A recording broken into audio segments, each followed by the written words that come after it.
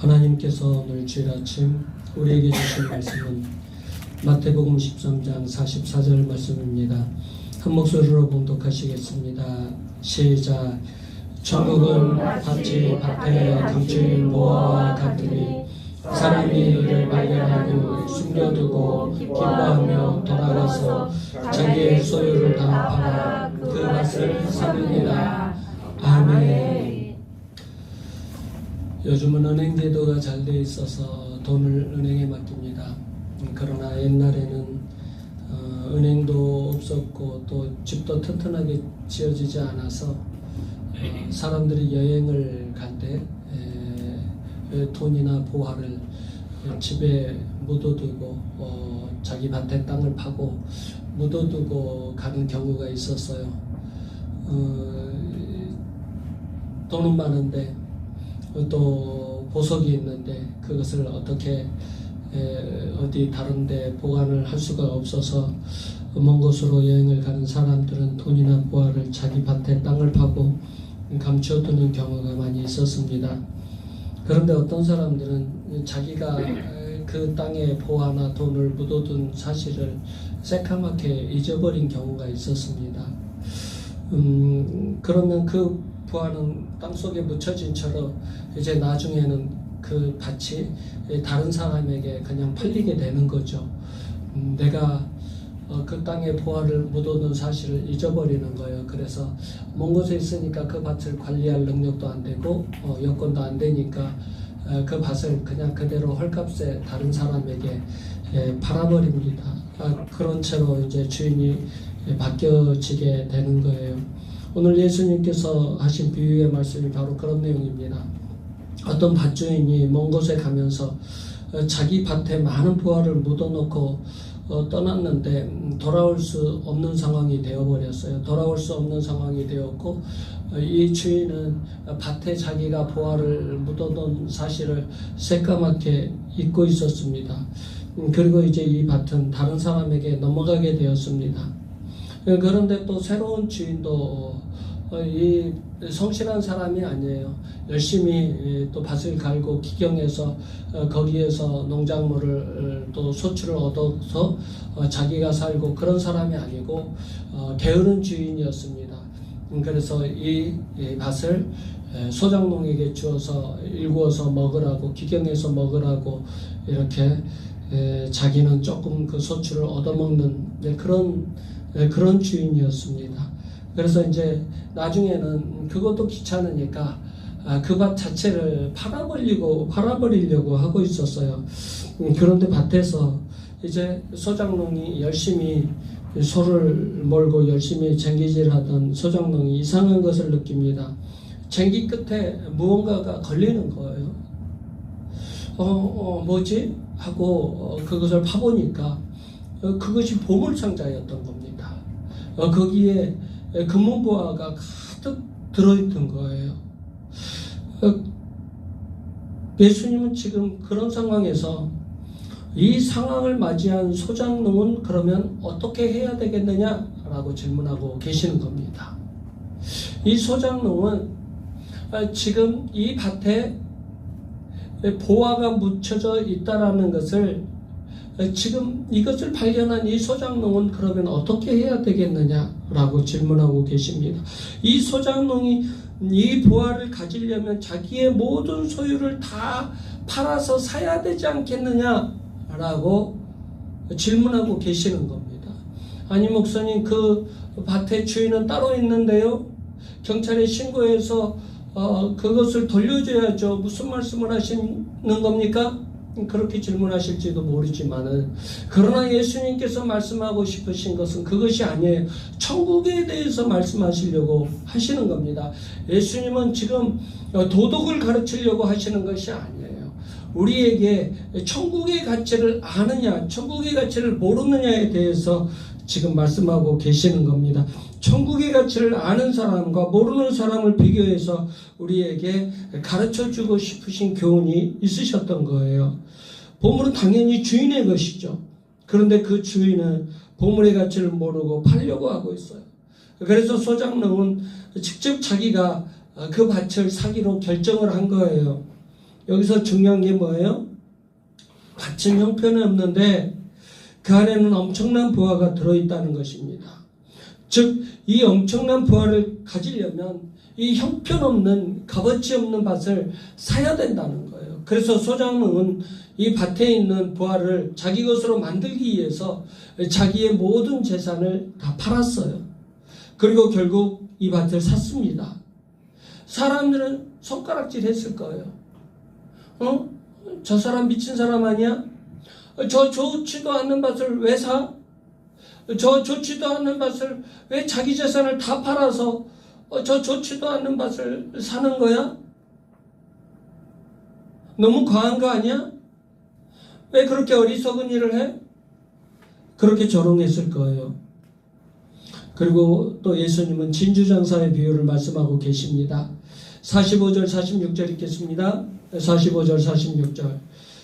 또 천국은 마치 좋은 진주를 구하는 장사와 같으니 극히 값진 진주 하나를 발견하며 가서 자기의 소유를 다 팔아 그 진주를 사느니라. 아멘. 어느 날 진주장사가 크고 아름다운 진주 하나를 발견을 했어요.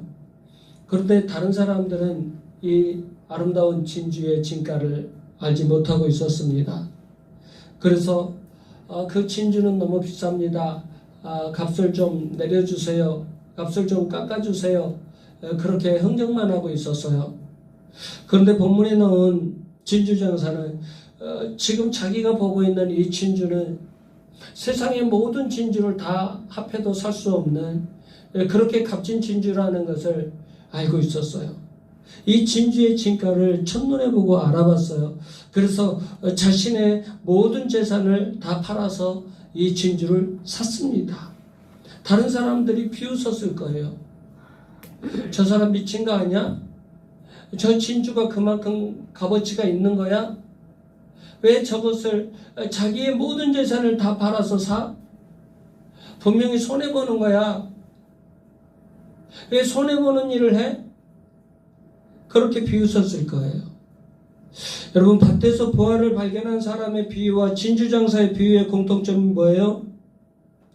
남들이 알지 못한 보물을 발견했다는 거예요. 이 보물의 가치는 어마어마한데 다른 사람들은 그 보물의 가치를 알아보지 못했다는 거예요. 그리고 이 보물들은 결코 싼 가격이 아니었다는 거예요. 어떻게 생각하면 세상에 있는 다른 것들보다 훨씬 더 비싸게 보일 수도 있었어요. 그래서 다른 사람들은 이것들을 구입하는 것을 망설였어요. 그런데 이 두 사람은 보화와 진주를 사기 위해서 모든 소유를 다 팔았어요.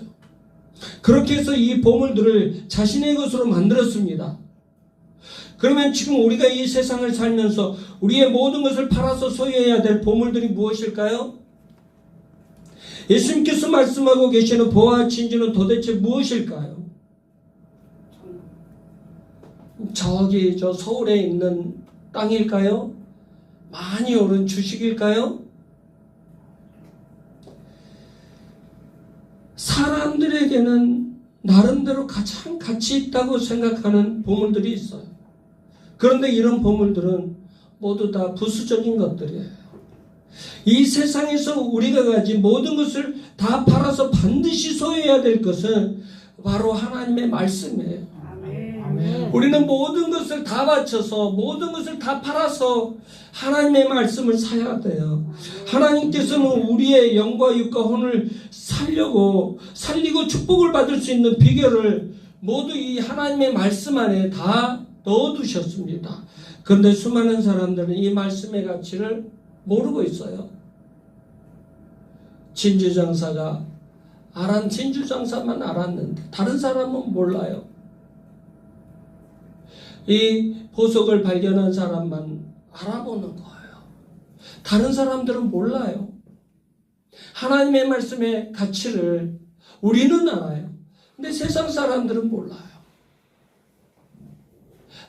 성경 말씀을 여러분들에게 드리면, 성경을 사서 드리면 말씀의 가치를 모르니까 그냥 교회에다 놔두고 다니는 사람들도 있어요. 집에 가서 말씀을 읽고 말씀 속에 있는 그 보물을 캐내어야 되는데 그래서 나의 보물로 만들어야 되는데 말씀의 가치를 모르니까 전혀 그냥 교회에다 놔두고 또 주일날 와서 먼지 툴툴 털고 그냥 한번 예배 드리는 걸로 만족하는 사람들이 있어요. 말씀 속에 하나님의 보물들이 가득 담겨 있는데 전혀 말씀과 무관한 삶을 살고 있다는 거예요. 우리의 영혼과 우리의 육신이 살아나고 진정한 부흥이 일어나려면 말씀의 능력이 나타나야 돼요. 교회도 마찬가지예요. 지금 교회는 말씀의 능력이 나타나고 있지 않습니다. 교회가 말씀 중심으로 돌아가지는 않아요. 돈을 주면서 어떤 프로그램을 진행하라고 하면은요, 잘 진행해요. 돈을 주면서 어떤 행사를 하라고 하면은 정말 세상에 어떤 그런 프로그램을 행사하는 치르는 사람들보다 더 잘해내요. 돈을 주면서 찬양 집회를 해라? 그러면 정말 훌륭한 가수들을 데리고 와서 찬양 집회합니다. 돈을 주면서 간증 집회를 하라고 하면 세상에서 유명한 강사들을 데려다가 정말 간증 집회를 잘 해냅니다. 그런데 말씀의 능력을 몰라요. 말씀의 가치와 능력을 전혀 알지도 못하고 전혀 공감하지도 못해요. 여러분, 우리의 영혼력을 살릴 수 있는 비결은 하나님의 말씀 안에 있다는 것을 기억하시기 바랍니다. 이것을 알게 해주신 분이 바로 예수 그리스도십니다. 예수 그리스도께서 이 땅에 오시지 않으셨다면 우리는 영원히 말씀 안에 있는 부활나 진주를 발견하지 못했을 거예요. 그러면 우리가 이 보물들을 자기 것으로 만들기 위해서 반드시 알아야 될 것이 무엇일까요? 하나님의 말씀을 듣고 하나님의 말씀을 믿고 하나님의 말씀을 순종하는 것입니다. 그러면 하나님의 말씀의 핵심은 뭡니까?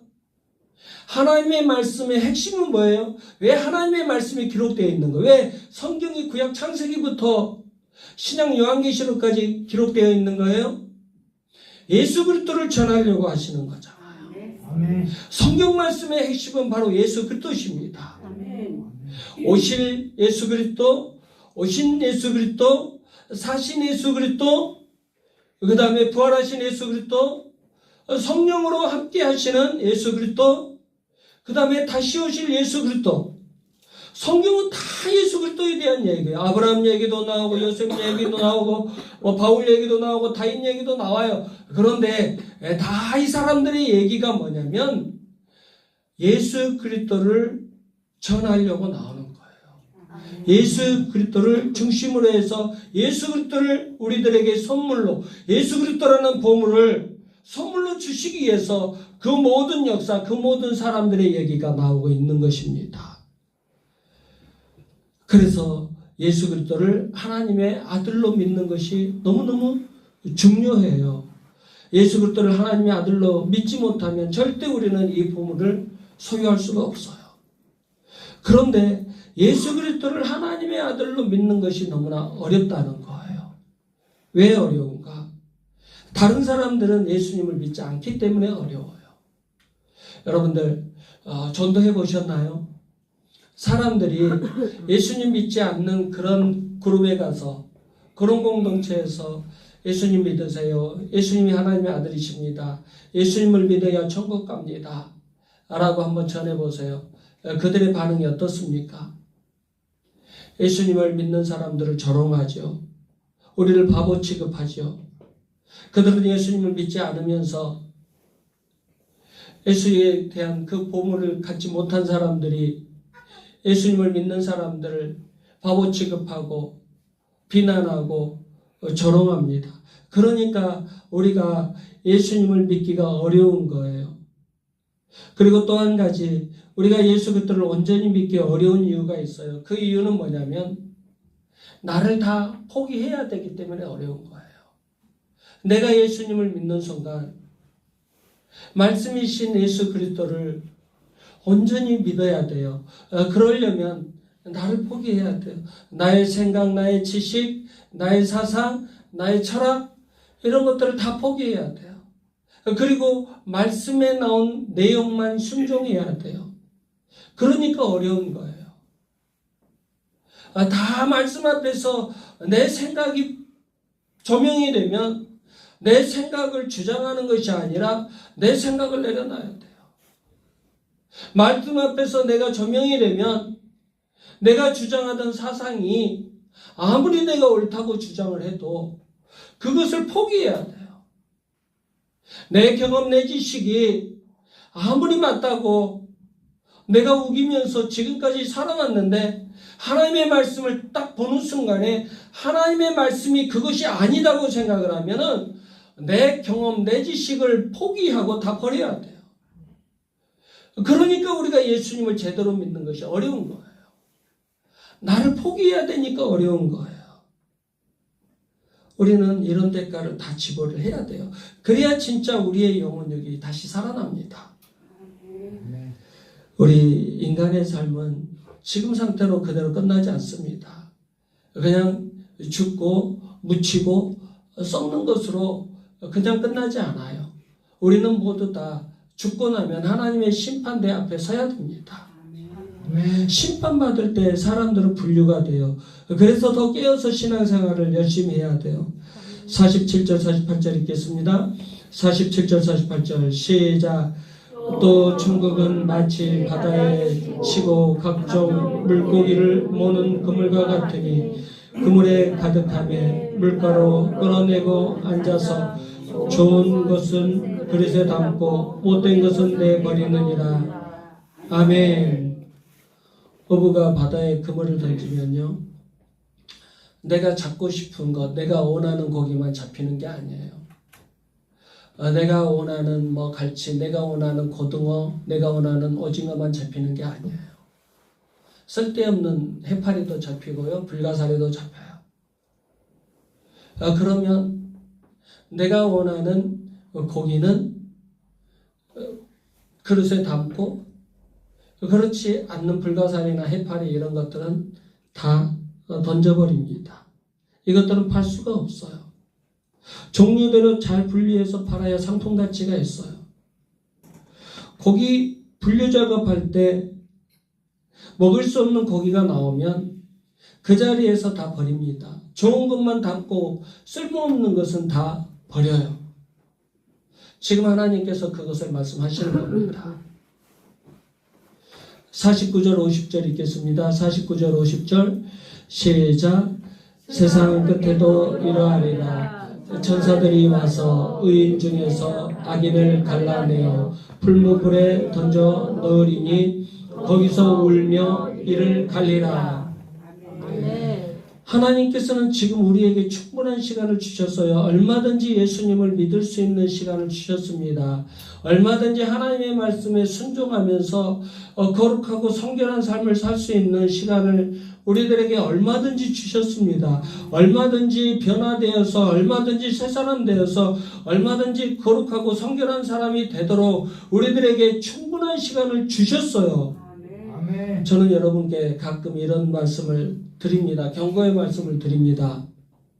우리 하나님은 오래 기다려 주시지만 영원히 기다려 주지는 않으십니다. 라는 말씀을 가끔 드립니다. 지금 49절 50절 말씀이 바로 그런 말씀이에요. 하나님께서 예수님 믿고 말씀 잘 순종하고 변화되어서 거룩한 사람이 되라고 주신 그 충분하고 넉넉한 시간을 헛되게 보는 사람들에게 경고하시는 말씀이에요. 그렇게 예수님 잘 믿고 말씀 잘 순종하고 새 사람 돼서 거룩하고 성결한 삶을 산 사람들은 하나님의 그릇에 담겨지고 자기 마음대로 먹고 마시고 정욕대로 탐심대로 끌려다니면서 사는 사람들은 버려지게 된다는 거예요. 여기서 몇 가지를 생각해 볼 수 있어요. 먼저 단 한 사람도 하나님의 그물에서 빠져나갈 수 있는 사람은 없다는 거예요. 사람들은 모두 하나님을 알든지 모르든지 다 하나님의 그물 안에 있어요. 나는 하나님을 모르니까 하나님의 그물 안에 없다? 그런 건 없어요. 하나님께서 세상을 창조하셨기 때문에 하나님께서 만드신 모든 피조물은 다 하나님의 그물 안에 있어요. 그러니까 하나님의 그물 안에 예수님을 믿는 나도 있고, 하나님의 그물 안에 예수님을 믿지 않는 내 자녀도, 내 부모님도 있을 수 있어요. 세상 사람들 중에 하나님께서 모르는 사람은 단 한 사람도 없어요. 그래서 하나님의 심판의 그물에서 빠져나갈 수 있는 사람은 단 한 사람도 없는 것입니다. 두 번째는 하나님의 말씀, 우리의 종류를 바꿀 수 있는 능력이 있다는 것입니다. 미꾸라지 같은 그런 인생이 광어 같은, 참돔 같은 그런 인생으로 하나님께서 바꿔주십니다. 육지에 사는 짐승으로 말하면 이리와 같은 사람이 순한 양으로 바뀌어집니다. 우리도 예수님을 믿기 전에는 사나운 이리 같은 사람이었어요. 이빨도 날카롭고 혈기도 대단했어요. 혀에 독을 품고 다녔어요. 다른 사람이 나를 공격하면 나도 공격을 해요. 다른 사람이 한 대 때리면 나는 10대를 때려주고 싶은 그런 마음을 갖고 살았어요. 그런데 예수님을 믿으니까 달라졌습니다. 혈기도 없어지고 말도 유순하게 변화되었습니다. 온순한 양처럼 변화되었어요. 다른 사람이 물면 그래 차라리 물어라. 다른 사람이 공격하면 그래 차라리 공격해라. 그리고 뒤로 이렇게 이제 한 발자국 물러가는 사람이 되었습니다. 옛날에는 그렇지 않았어요. 예수님을 제대로 믿기 전에는 다른 사람이 공격하면 정말 나는 더 심하게, 더 강하게 공격해 주는 것을 자랑으로 삼고 사는 사람이었어요. 여러분, 우리요 변화되어야 됩니다. 변화되어야 돼요. 그래야 하나님의 그릇에 담길 수가 있어요. 그런데 이것으로 그냥 끝나는 게 아니에요. 하나님께서는 당신의 그릇에 담긴 물고기를 또다시 분류한다고 하십니다. 바다 밖에서 앉아서 분류하는 사람들이 있었어요. 큰 것은 가격이 많이 나갑니다. 반면에 작은 것은 가격이 쌉니다. 그리고 하나님께서 그릇에 담지 않는 물고기는 어떻게 한다고 하십니까? 47절부터 50절, 47절부터 50절 시작. 또 천국은 마치 바다에 치고 각종 물고기를 모는 그물과 같으니 그물에 가득함에 물가로 끌어내고 앉아서 좋은 것은 그릇에 담고 못된 것은 내버리느니라. 세상 끝에도 이러하리라. 천사들이 와서 의인 중에서 악인을 갈라내어 풀무불에 던져 넣으리니 거기서 울며 이를 갈리라. 우리는 이 경고의 말씀을 들으셔야 돼요. 그릇에 담지 않는 물고기는 그냥 두지 않고, 그냥 버려두지 않고 풀무불에 던져버린다고 하십니다. 무슨 말이에요? 하나님의 그물 안에 하나님께서 갇혔는데, 하나님의 그물 안에 다 걷어들였는데 하나님께서 하나님의 상품으로 만들어지지 않는 그 고기들, 하나님께서 원하시는 고기로 만들어진 고기들은 하나님의 그릇에 담아두고, 그렇지 않는 고기, 수많은 시간, 충분한 시간을 주셨는데도 불구하고 예수님도 믿지도 않고 또 하나님의 말씀으로 변화되려고 노력도 하지도 않고 자기 마음대로 세상에서 자기 정욕대로 이끌려 다니는 그런 사람들은 버려버리시는데, 그냥 버리시는 것이 아니라 풀무불에 던지신다는 거예요. 지옥으로 보내시겠다는 것입니다. 그런데 지옥으로 간 사람들이 어떻게 된다고 말씀하고 있습니까? 울며 이를 갈리라. 울며 이를 갈리라. 살아있는 채로 지옥으로 가기 때문에 울며 이를 가는 거예요. 지옥으로 던져지면 지옥에서 그냥 죽는 게 아니에요. 죽어버리면 얼마나 좋겠어요. 죽어버리면 그 고통이 그냥 끝나겠죠. 그런데 이제 지옥으로 가면 여기 지옥에서 영원히 사는 거예요. 이 세상에서는 우리가 70년, 80년, 90년, 100년 그렇게 살고 우리가 죽는 것 같지만, 그러나 영원한 나라, 이제 천국과 지옥의 심판을 당할 때, 지옥의 풀무불에 던져질 때는 거기서는 이제 영원히 사는 거예요. 그 영원한 그 지옥의 고통을 체험하면서 살아야 돼요. 지옥은 영원한 고통의 장소예요. 지옥에서는 죽고 싶어도 죽을 수 없는 장소예요.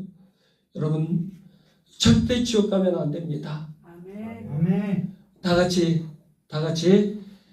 지옥 가지 맙시다. 지옥까지 갑시다. 우리 모두 천국 갑시다. 우리 모두 갑시다. 아멘. 아멘. 지옥에는 더 이상 하나님의 자비가 없어요.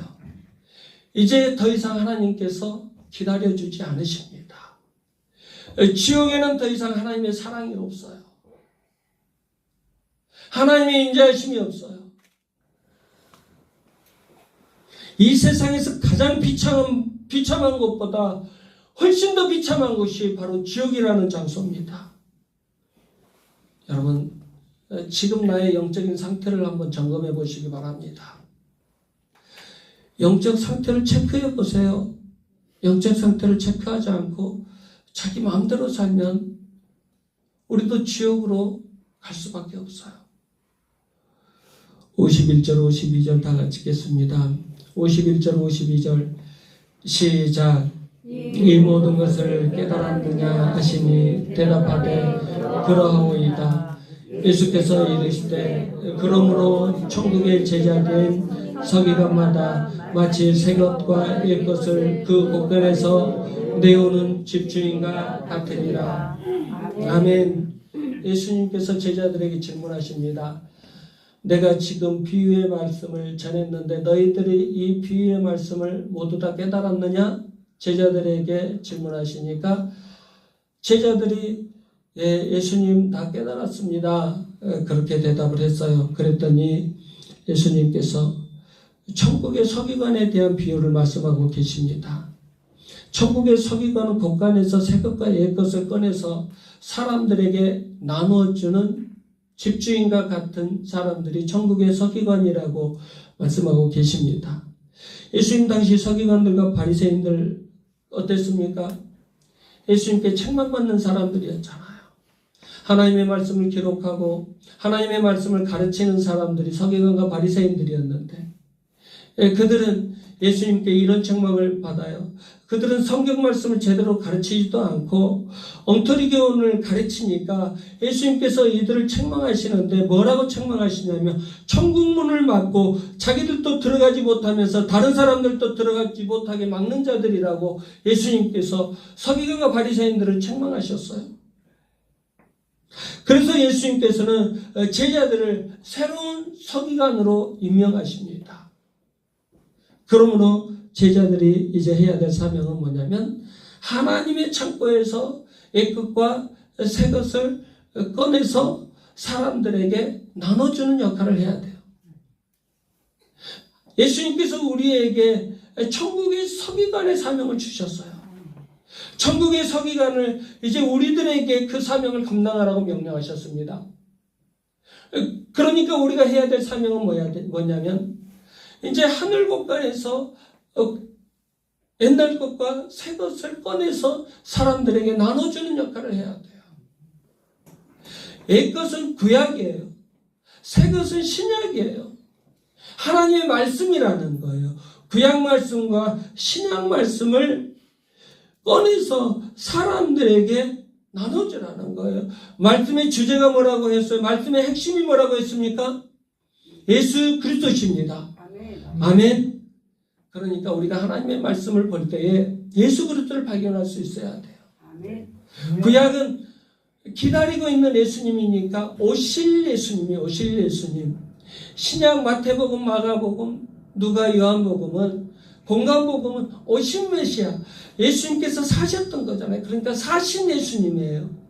그리고 부활하신 예수님, 승천하신 예수님, 다시 성령으로 오셔서 지금도 우리와 함께 계시는 예수님, 그리고 다시 오실 예수님, 요한계시록에 다시 오실 예수님에 대해서 기록되어 있잖아요. 성경의 핵심은 예수 그리스도십니다.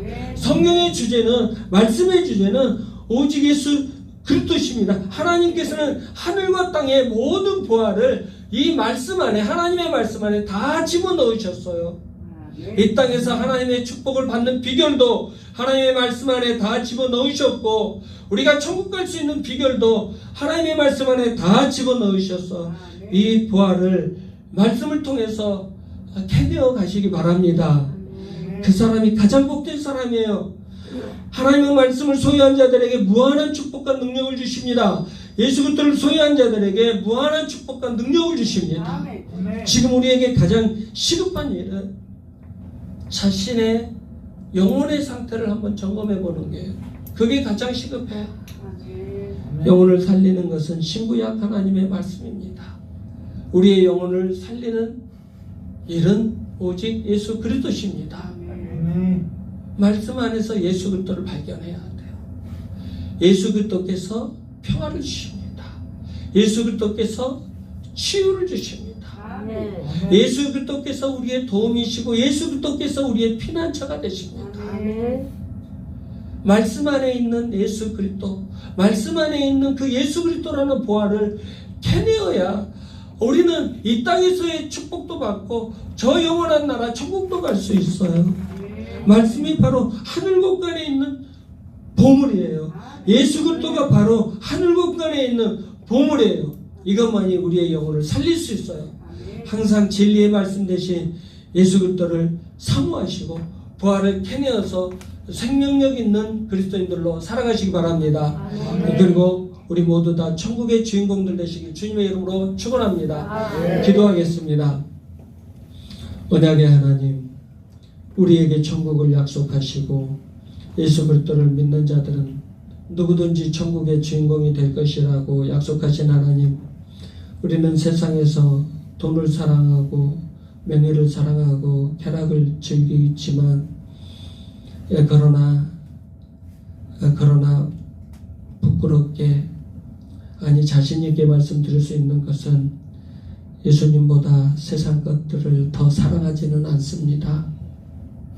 예수님께서 우리의 마음에 찾아오셔서 동행하심으로 우리는 항상 예수님을 찬양하며 예배하면서 살아갑니다.